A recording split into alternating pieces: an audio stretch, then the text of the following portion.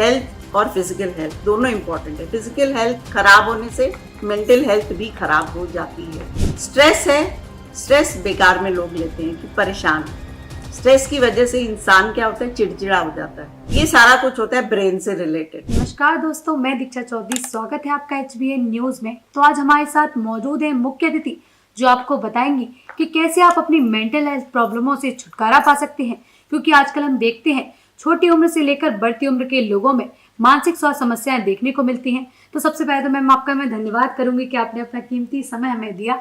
मैं चाहूंगी अपना छोटा सा परिचय हमारे दर्शकों को दें। थैंक यू सो मच, बहुत बहुत शुक्रिया। मेरा नाम सुचिता है और मैं क्लिनिकल साइकोलॉजिस्ट हूँ। 10 साल का एक्सपीरियंस है मुझे इस फील्ड में। मेरा अपना क्लिनिक भी चलाती हूँ और घर से भी पेशेंट्स देखती हूँ, प्लस रिहैब सेंटर्स जो होते हैं वहाँ पे भी जाती हूँ काउंसलिंग सेशंस देने के लिए, जैसे एडिक्शन जिन लोगों को होती है उन लोगों को, प्लस जो साइकोटिक प्रॉब्लम वाले पेशेंट्स होते हैं, जैसे स्किज़ोफ्रेनिक हो गए, बाइपोलर डिसऑर्डर, डिमेंशिया, ये सारी चीज़ें जिनको होती है, डिप्रेशन हो गया, एंजाइटी होगी, तो ऐसे सारे पेशेंट्स को डील करती हूँ और उनके प्रॉब्लम सॉल्व करती हूँ। जी, तो जैसे कि आपने बताया कि आपको इस जर्नी को स्टार्ट किए हुए 10 साल हो चुके हैं। हाँ जी। तो जैसे कि आपके पास सबसे ज़्यादा नॉर्मल मतलब बेसिक प्रॉब्लम लेके क्या लोग आते हैं? देखो, वैसे अगर क्लाइंट्स मेरे पास आए तो बेसिक प्रॉब्लम्स लेके आते हैं। जो आजकल के यंग जनरेशन वाले वो आते हैं एंजाइटी की प्रॉब्लम्स लेके। कुछ कपल्स आते हैं जिनकी फैमिली इश्यूज होती हैं, जैसे मैरिज में प्रॉब्लम हो गई, कपल काउंसलिंग के लिए आते हैं। फैमिली इश्यूज, फैमिली रिलेशनशिप्स या फिर normal relationships between a boy and a girl, वो अपनी प्रॉब्लम्स लेके आते हैं कि मैम ये मेरी गर्लफ्रेंड, इसके साथ ये ये प्रॉब्लम हो गई, फिर हमारा ब्रेकअप हो गया, फिर पैचअप हो गया, फिर मतलब ये सारी प्रॉब्लम्स लेके यंग जनरेशन ये प्रॉब्लम्स लेके आती हैं। प्लस स्टूडेंट्स आते हैं जिनको पढ़ाई में फोकस नहीं है, जो पढ़ाई में इंटरेस्ट नहीं ले पाते हैं ड्यू टू सम रीजंस। उसलिए बच्चे आते हैं कि मैं फोकस नहीं कर पा रहा हूँ, मेरे मार्क्स नहीं अच्छे आ रहे हैं। उसकी वजह से कई बच्चे जो हैं वो अपने आप ही अपना कॉन्फिडेंस लो कर जाते हैं और फिर थोड़ा सा उनमें डिप्रेशन के सिम्टम्स दिखाई देते हैं। तो कईयों को या तो एंजाइटी होने लगती है। एंजाइटी मतलब फियर, एक डर कि मैं इस चीज़ से बाहर निकल पाऊंगा या नहीं, एग्ज़ाम में एग्ज़ाम क्लियर कर पाऊंगा या नहीं। तो ये सारी चीज़ें लेके स्टूडेंट्स आते हैं। और बाकी जो साइकोटिक प्रॉब्लम्स हैं वो तो प्रॉब्लम्स खुद आते नहीं हैं, उनको तो उनके घर वाले रिश्तेदार लेके आते हैं हमारे पास। जी बिल्कुल। तो जैसे कि आजकल हम देखते हैं कि मैम ऐसा ही नहीं है कि यंगस्टर को ये मेंटल हेल्थ प्रॉब्लम हो रही है, छोटे बच्चों को ले लो, सीनियर सिटीजन को ले लो, हर कोई ये मेंटल हेल्थ प्रॉब्लमों से जूझता है। लेकिन लोगों को क्या है, वो एक्सेप्ट नहीं कर पाते कि मेरे को ये दिक्कत हो सकती है। तो क्या क्या मतलब अर्ली साइंस रहते हैं जो हमें बताएं कि हाँ हम किसी मेंटल हेल्थ प्रॉब्लम से गुजर रहे हैं? देखो, अर्ली साइंस तो खुद को नहीं पता चलते। अगर घर वालों को थोड़ा बहुत पता चले कि हाँ हमारे घर वाला या मेरा बच्चा पढ़ाई में पहले इतना स्कोर करता था, अब उसकी जो ग्रेडिंग है वो कम होती जा रही है, उसकी दिलचस्पी कम होती जा रही है, तो पेरेंट्स को अवेयर हो जाना चाहिए कि कहीं ना कहीं कोई प्रॉब्लम है। तो या तो वो बच्चे से पहले बात करें, स्कूल में बात करें, पता लगाने की कोशिश करें कि बात क्या है, वजह क्या है कि मेरे बच्चे की ना जो ग्रेड्स हैं वो नीचे जा रही है। प्लस दूसरी ये है कि जैसे घर में आप अपने किसी अपने कोई देखें कि उसकी दिलचस्पी हर चीज़ में कम होती जा रही है, ना वो किसी से बात करना पसंद कर रहा है, ना वो बाहर जाना पसंद कर रहा है, अपने आप को अकेला कमरे में बंद कर लेता है, खाना टाइम से नहीं खाएगा, ना अपनी साफ सफाई करेगा। वो कहेगा मुझे किसी से कोई मतलब नहीं है, मेरे से कोई प्यार नहीं करता और बस मुझे अकेला छोड़ दो। तो ये अगर आपको कहीं दिखाई दे या आपको लगे कि आपके घर में कोई ऐसा इंसान या आपके घर का कोई मेंबर, उसको अगर ऐसी कोई प्रॉब्लम आपको दिखाई देती है तो आपको अवेयर हो जाना चाहिए कि ये कहीं ना कहीं उसको साइकोलॉजिकल प्रॉब्लम की तरफ खींच रहा है। और अगर आपने उस टाइम कदम नहीं उठाया तो ये एक सीवियर प्रॉब्लम हो सकती है।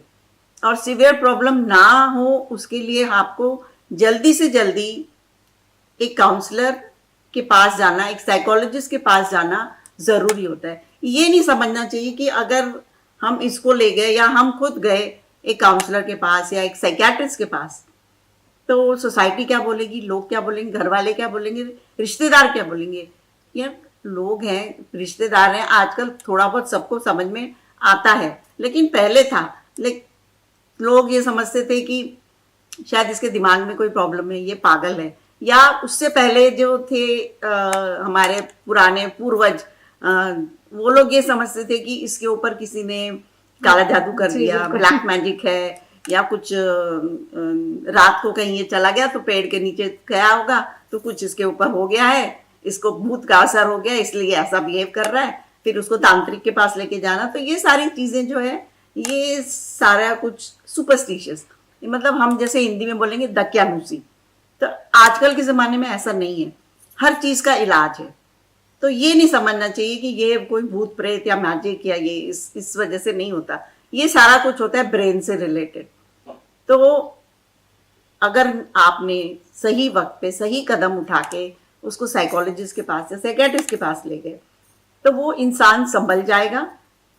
या तो दवाई, अगर उनको ज़रूरत पड़ी तो दवाई और काउंसलिंग से। ये नहीं सोचना है कि ये एक स्टिग्मा है या एक टैबू है कि सोसाइटी, व्हाट विल सोसाइटी से, लोग क्या बोलेंगे कि पागल है क्या। नहीं, पागल हम आजकल ये शब्द यूज ही नहीं करते हैं, पागल। अगर किसी को प्रॉब्लम होती भी है तो इवन बच्चों को भी हम बोलते हैं डिफरेंटली एबल्ड, नाम हमने चेंज कर दिया आजकल, साइकोलॉजी में इसका नाम बदल गया है, डिफरेंटली एबल्ड। मतलब they are not mad, they are somewhat different from normal people, इसलिए उसको हम बोलते हैं डिफरेंटली एबल्ड। तो ये नहीं समझना है कि पागल है इसलिए वो जा रहा है। मैम पहले का टाइम तो ऐसा था, चलो सोसाइटी में लोगों का डर था कि अगर कोई भी मेंटल हेल्थ प्रॉब्लम हो रही है तो व्यक्ति पागल है। लेकिन आजकल की जो जनरेशन है वो क्या करती है कि अगर उसे कोई भी अर्ली साइंस दिखता है तो पहले उसको सोशल मीडिया पर गूगल कर लिया या फिर उसके बाद जा रहे हैं दिखाने। तो आपको क्या लगता है कि जो सोशल मीडिया है वो हमारी मेंटल हेल्थ पर कितना इफेक्ट डाल रहा है? सोशल मीडिया देखो हर चीज में आपकी हेल्प नहीं करती। प्लस दूसरा मैं ये बोलूंगी कि हर चीज का आंसर आपको गूगल पे भी नहीं मिलेगा, क्योंकि गूगल भी सही आंसर्स नहीं देता है। आप जितना गूगल करोगे उतना आपका दिमाग खराब होगा। और कई लोग ऐसे होते हैं ना, अगर उनको लगता है कि मुझे ये प्रॉब्लम हो रही है, सपोजिंग फॉर एग्जाम्पल एंग्जाइटी है, मुझे डर है, तो वो गूगल पे सर्च करेगा एंग्जाइटी क्यों हो रही है, वो देखेगा अच्छा इस वजह से हो रही है, ये सिम्टम्स है, तो अच्छा मुझे भी ये हो रहा है, मुझे भी ऐसा हो रहा है, तो मतलब मुझे ये है। हालांकि नहीं भी होगा तो भी वो इंसान यही समझेगा कि नहीं मुझे ये प्रॉब्लम है, क्योंकि उसमें ऐसा दिया हुआ है, गूगल में है या सोशल मीडिया वालों ने ऐसा दिखा दिया, तो कहीं ना कहीं मुझे भी उसका असर है एंड मुझे भी वो प्रॉब्लम हो रही है या हो जाएगी कभी ना कभी। जी, तो लोगों को सोशल मीडिया पे गूगल कम करना चाहिए, कम करना चाहिए। तो हम जैसे कि हम देखते हैं कि आजकल लोगों के रिलेशनशिप टूट जाते हैं 10-10 साल पुराने, जिसकी वजह से लोग डिप्रेस्ड हो जाते हैं, उन्हें लगता है कि अब कुछ नहीं है, सुसाइडल थॉट्स आने लग जाते हैं बहुत से रीजंस की वजह से। तो आप उनके बारे में क्या कहना चाहेंगे? उस टाइम पर जो डिप्रेशन महसूस करते हैं उस चीज से वो कैसे दूर भाग सकते हैं? देखो डिप्रेशन होता है जब आपके दिमाग में नेगेटिव थॉट्स आते हैं।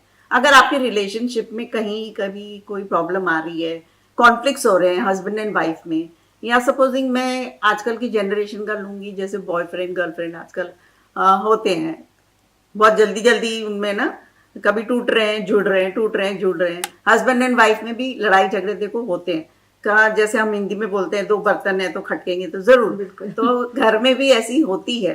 तो उसको बहुत ज्यादा डीपली लेना और बहुत ज्यादा अपने दिमाग पे उसको सोचना कि नहीं ये इंसान गलत है, ये मेरे लिए गलत ही सोचता है, मैं ही गलत हूँ, मेरे में कोई कमी है, मैं जो उसकी एक्सपेक्टेशंस है वो पूरी नहीं कर पा रही हूँ, या हस्बैंड ऐसा सोचेगा कि मैं नहीं कर पा रहा हूँ, फाइनेंशियल प्रॉब्लम्स हो रही है, जो भी है उसको सॉल्व करने की जगह वो उसकी और उलझाते रहते हैं उन बातों को। थोड़ी सी बात हुई फिर झगड़ने लगते हैं। इसका सबसे आसान तरीका ये है कि जब आप ठंडे दिमाग से बैठे हो, दो इंसान बैठे हो, तो ठंडे दिमाग से बैठ के सोचो, उस प्रॉब्लम का हल निकालो। आपस में बात करो। जितनी आप बात करोगे उसका जल्दी सॉल्यूशन निकलेगा, और सॉल्यूशन निकलेगा तो आप डिप्रेशन में नहीं जाओगे और आपके रिश्ते टूटेंगे भी नहीं। जहां आपको लगता है कि इसकी गलती है या मेरी गलती है, आप उस गलती को उसी टाइम समझो, एक दूसरे को समझाओ और उस गलती को मतलब सुधारने की कोशिश करो। जैसे जैसे आप सुधारोगे आपके रिलेशनशिप और अच्छे बनेंगे और कॉन्फ्लिक्ट्स नहीं होंगे, और फिर रिलेशनशिप मतलब टूटेंगे भी नहीं। तो टूटेंगे नहीं, डिप्रेशन होगा नहीं, तो आपके रिश्ते बने रहेंगे। बिल्कुल। ये तो बात चलो रिलेशनशिप की होगी। लोग लव मैरिज करके, मैम आजकल देख रहे हैं कि लव मैरिज के आगे, जब आगे चल के डिवोर्स के इतने ज़्यादा चांसेस बढ़ते जा रहे हैं आजकल। पहले तो होता था चलो अरेंज मैरिज है ठीक है, नहीं जानते थे पहले से लोग, हो गया डिवोर्स कोई बात नहीं। लेकिन ये तो पहले से खुद दोनों का डिसीजन है, उसके बाद शादी हो रही है, उसके बाद भी डिवोर्स हो रहे हैं लोगों के भी। तो वो क्या चीज़? वो इसलिए कि लव मैरिज है, दोनों को पता होता है कि मतलब ये लड़की कैसी है, लड़का कैसा है, दोनों को एक दूसरे के बारे में बहुत कुछ पता चल जाता है। लेकिन शादी के बाद दोनों की एक्सपेक्टेशंस बढ़ जाती हैं कि उसको ऐसा करना चाहिए और इसको ऐसा करना चाहिए। हस्बैंड सोचेगा कि मैं हस्बैंड हूँ, मैं कमाता हूँ, तो बाकी के काम है ना वो मेरी वाइफ को करनी चाहिए। वाइफ सोचेगी कि यार मैं भी क्योंकि आजकल की दुनिया में देखो तो दोनों कमाते हैं, हस्बैंड वाइफ दोनों, क्योंकि घर तो चलता ही वैसे कि जब तक दोनों नहीं कमाएंगे, ये आजकल की जो महंगाई बढ़ रही है उसके लिए, बच्चों की एजुकेशन के लिए, तो दोनों का कमाना बहुत जरूरी हो जाता है। तो दोनों को क्या है, एक्सपेक्टेशंस नहीं रखनी चाहिए एक दूसरे से कि तुम एज अ हस्बैंड तुम्हारा रोल ये है, एज अ वाइफ तुम्हारा रोल ये है, ऐसा नहीं होना चाहिए। दोनों को मिलके काम करना चाहिए, समझना चाहिए कि वो भी काम से आया है, वो भी काम से आई है, दोनों थके हुए आए हैं, दोनों एक दूसरे की हेल्प करें। लेकिन लव मैरिज में क्या है, वो पहले से जानते हैं एक दूसरे को और ज्यादा एक्सपेक्टेशंस बढ़ाते हैं और फिर सोचते हैं कि नहीं ये मेरे को समझ ही नहीं पा रही, पहले तो समझ लेती थी अब तो समझती नहीं है। लड़की भी वैसे सोचती है कि पहले तो इतना बहुत समझता, अब समझता नहीं है, तो वो लड़ाइयाँ ज्यादा होने लगी है।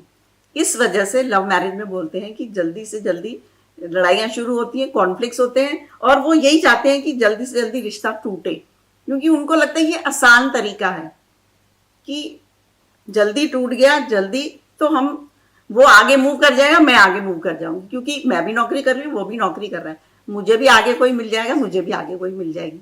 तो ऐसा नहीं सोचना है। लव मैरिज है, आपने अपनी मर्जी से करी है, प्यार से रहो, मोहब्बत से रहो और एक दूसरे को इक्वल बैलेंस और इक्वल रिस्पेक्ट देना सीखो। बिल्कुल। ये नहीं कि लड़का है तो वो घर के काम में हाथ नहीं बटाएगा। अगर हस्बैंड है, अगर उसने बर्तन 4 धो भी दिए तो उसमें कोई बुराई नहीं है कि वाइफ भी काम से आ रही है। और वाइफ अगर कहे कि आज मैं थकी हुई हूँ, कि मेरे से आज सर में दर्द है या जो भी, मेरे से खाना बनाया नहीं जा रहा है, चलो आज बाहर से मंगवा लेते हैं, तो हस्बैंड को समझ लेना चाहिए कि चलो ठीक है वो भी थकी हुई आई है तो मंगवा लेते हैं बाहर। उसके लिए अगर लड़ाई करेंगे बैठ के तो सॉल्यूशन तो निकलेगा नहीं, उल्टा और लड़ाइयाँ ज़्यादा हुई। तो बेटर है कि हर चीज़ का सॉल्यूशन ढूंढें ताकि आपके रिलेशनशिप सही बने रहें, ना कि आप उस रिलेशनशिप को तोड़ दें। जी। तो जैसे कि हम देखते हैं कि कभी कभी मतलब लोग ना बहुत ज़्यादा अकेलापन महसूस करते हैं, और ये चीज़ें सीनियर सिटीजन में ज़्यादा होती है कि उन्हें लगता है कि मेरे को बात शेयर करने के लिए कोई नहीं है मेरे साथ, तो बहुत ज़्यादा अकेला मन महसूस करने लग जाते हैं और अंदर ही अंदर घुटने लग जाते हैं। तो क्या ज़रूरी है कोई किसी इंसान के पास कि एक इंसान होना चाहिए जिससे कि वो बातें अपनी शेयर कर सके, या फिर क्या वो अकेला नहीं रह सकता? मतलब क्यों वो चीज़ें उन्हें फील होती है कि नहीं मेरे पास कोई नहीं है? बिल्कुल, सीनियर सिटीजन्स को चाहिए कि उनके साथ कोई हो, उनको समझे, उनकी बातें सुने, क्योंकि वो इतने सालों से अपने हस्बैंड के साथ रही है, फिर बच्चे हुए, बच्चों को बड़ा किया उन्होंने, साथ में रहे हैं, और फिर जब पता चले कि वन ऑफ द पार्टनर या हस्बैंड की डेथ हो गई या वाइफ की डेथ हो गई, तो वो अकेलापन महसूस करते हैं। तो उस अकेलेपन में यहाँ पे रोल आता है बच्चों का, कि बच्चों ने पूरा पूरा सपोर्ट करना चाहिए अपने पेरेंट्स का, कि मेरे पेरेंट्स अब अकेले हैं। जब हम अकेले थे तो हमारे पेरेंट्स ने पूरा सपोर्ट किया, और पेरेंट्स का अगर आप सपोर्ट नहीं करोगे, क्योंकि आफ्टर ऑल अकेलापन देखो किसी से भी बर्दाश्त नहीं होता। कोई इंसान, आप लोग तो नौकरी पे चले जाते हो, वो इंसान पूरा दिन घर में अकेला, और शाम को भी अगर आप घर पे आए और आपने 2 बातें नहीं करी उस इंसान से, तो वो इंसान कैसा महसूस करेगा। अगर आपने बात नहीं करी, वो इंसान, ऑब्वियस सी बात है कि वो इंसान अकेलापन महसूस करते करते उसके जो ख्यालात हैं, ख्याल इतने बुरे होने लगते हैं कि मतलब मैं जिंदा ही क्यों हूँ और मेरा जो साथी था वो मुझे छोड़ के चला गया और मैं अब क्यों जिंदा हूँ, मेरी तो कोई परवाह ही नहीं करता। तो ये सोच जब आती है तो उनके दिमाग में थॉट्स आते हैं कि इससे अच्छा तो यार मैं मर जाऊं तो वो बेटर है। तो ये सुसाइडल थॉट्स आते हैं और फिर उनको या तो लगता है कि मैं कहीं जाके अकेले रहूं, और कई लोग तो ऐसे होते हैं कि फिर आश्रम ढूंढते हैं, वृद्धाश्रम, कि हम जाके वहां पे रहें, सुकून से रहेंगे। बट ऐसी नहीं है। वृद्धाश्रम भी आप जाओगे देखने कि वहां की हालत भी इतनी कोई अच्छी नहीं होती। जो आपको फैसिलिटीज और जो प्यार मोहब्बत घर में मिलेगा वो वहां पे नहीं मिलेगा। तो ये बात है ना, दोनों को समझना चाहिए। अगर आप अकेले हो, सीनियर सिटीजन, आपको भी ये समझना चाहिए कि आपके बच्चे नौकरी कर रहे हैं, बाहर से आए हैं, तो आपको भी उन पे ना, जैसे घर में आए तो उनके ऊपर प्रेशर नहीं डालना चाहिए कि अच्छा आज मैं पूरा दिन अकेली थी घर में और तुम लोग अभी अभी आए हो रात को, अभी खाना भी नहीं बना है, मुझे खाना भी नहीं मिला है, मतलब ये सारी चीजें नहीं। तो दोनों को बैलेंस करके रहना चाहिए। और जैसे जैसे इंसान बड़ा होता है, जैसे बोलते ना 60 साल के बाद जो अक्ल होती है उसमें भी थोड़ी कमी आने लगती है, तो वो होता है। तो उनको हमारा काम है उनको समझाना कि ठीक है आप अकेले हो, लेकिन ये मत समझो कि हम आपके साथ नहीं हैं, हम आपके साथ हैं। तो उनको भी सहारा चाहिए और सहारा देना हमारा काम है। बिल्कुल। कभी कभी लोगों को अचानक घबराहट होने लग जाती है, जिसकी वजह से मतलब इस वजह से एंजाइटी भी होने लग जाती है। और कभी कभी लोग देखते हैं कि हम जॉब का स्ट्रेस ले रहे हैं, एग्जाम का स्ट्रेस ले रहे हैं, मतलब लोगों के दिमाग में बहुत ज़्यादा स्ट्रेस लेने लग जाते हैं। तो मैम, एंजाइटी में और एक नॉर्मल स्ट्रेस में क्या डिफरेंस है दोनों के बीच? देखो, एंजाइटी होती है डर की वजह से कि कहीं मुझसे कोई गलती हो गई या मैं कोई चीज से डर रहा हूँ, इंटरव्यू देने जा रहा हूँ, कहीं गलत हो गया तो मुझे नौकरी नहीं मिलेगी, एग्जाम देने जा रहा हूँ, पेपर सही से नहीं किया तो मैं फेल हो जाऊंगा। वो होती है एंजाइटी, एक डर दिमाग में, और उसकी वजह से जो थॉट्स आते हैं दिमाग में वो नेगेटिव थॉट्स आते हैं। स्ट्रेस है, स्ट्रेस बेकार में लोग लेते हैं कि परेशान।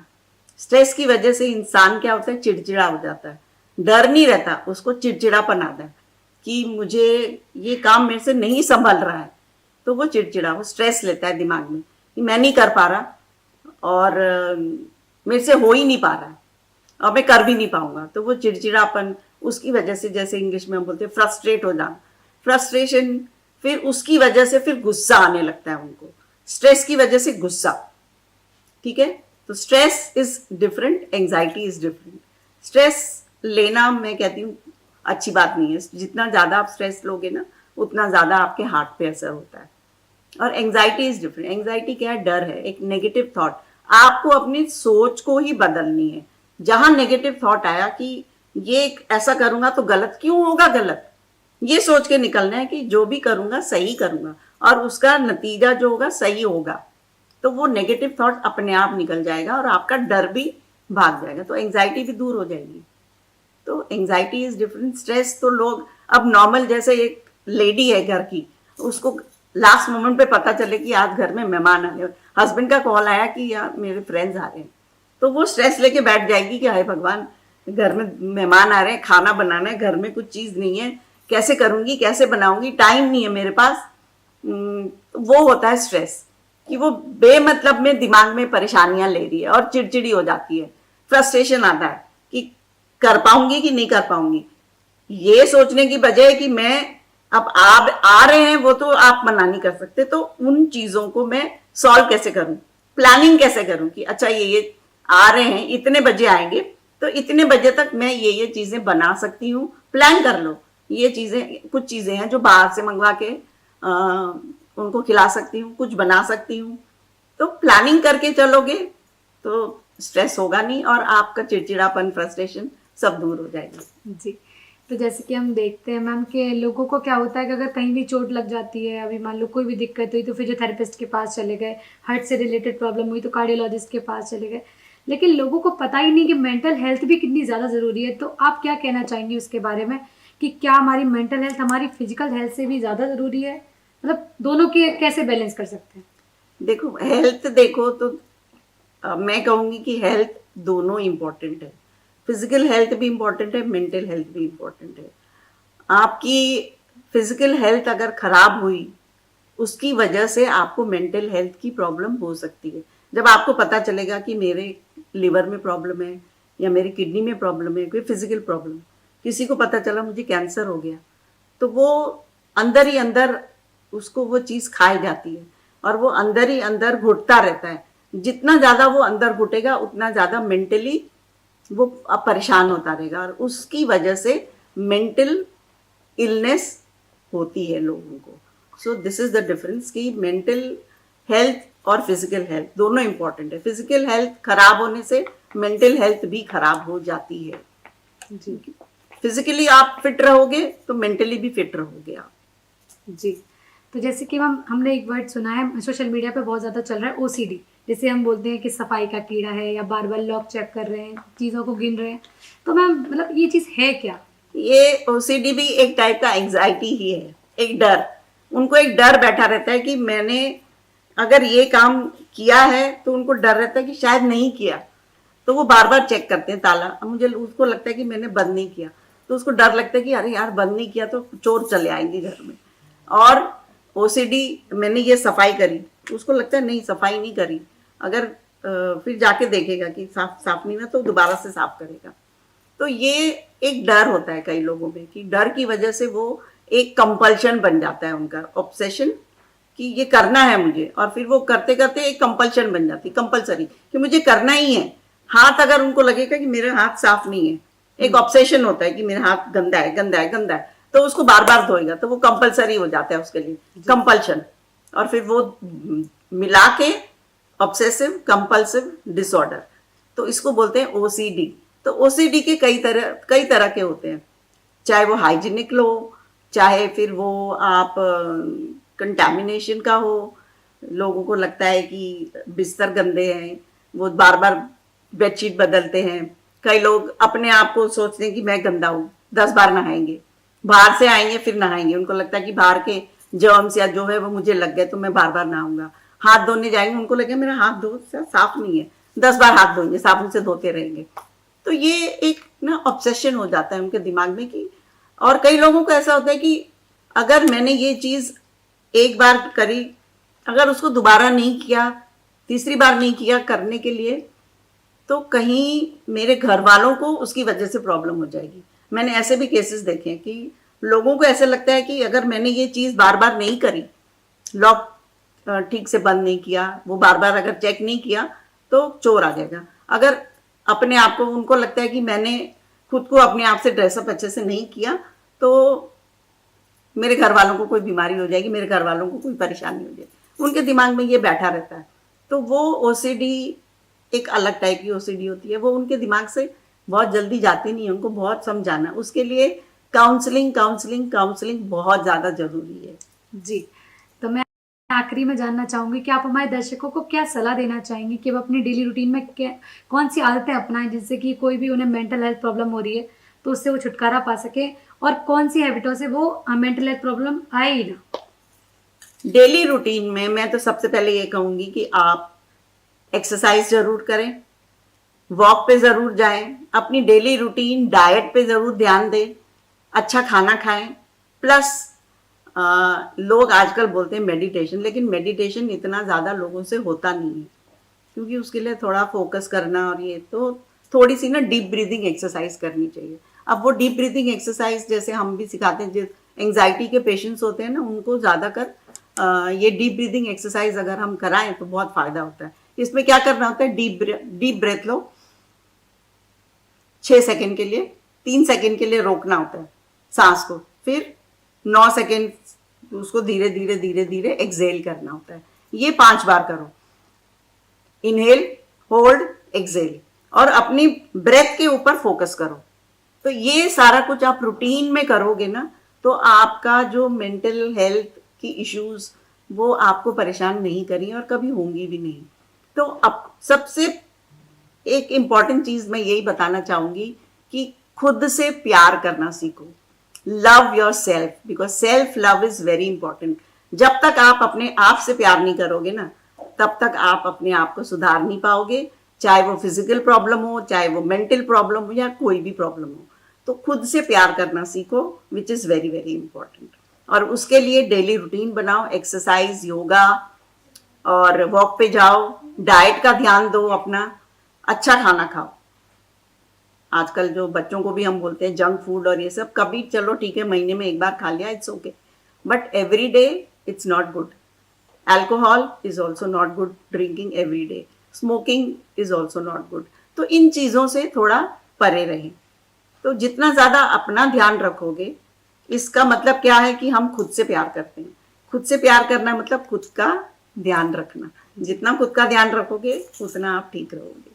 Thank you so much ma'am, आपने अपना कीमती समय हमें दिया और हमारे दर्शकों को मेंटल हेल्थ के बारे में इतना अवेयर किया कि मतलब कैसी कैसी चीज़ें वो अपना सकते हैं जिससे कि आगे चल के उनको दिक्कत ना हो, और मेंटल हेल्थ प्रॉब्लमों में काउंसलिंग कितनी ज़्यादा ज़रूरी है इस चीज़ों के बारे में बताया। तो thank you so much ma'am. Thank you so much, and I am really very honoured कि आपने मुझे यहाँ बुलाया और मतलब मुझे कुछ कहने का मौका दिया एज अ साइकोलॉजिस्ट, जो आजकल लोगों को बहुत ज़रूरत है जी और इसकी अवेयरनेस हमें हर जगह फैलानी है। जी, thank you so much. Thank you. Videos देखने के लिए सब्सक्राइब करें HBN न्यूज़, बेल आइकन दबाकर लेटेस्ट नोटिफिकेशन पाएं।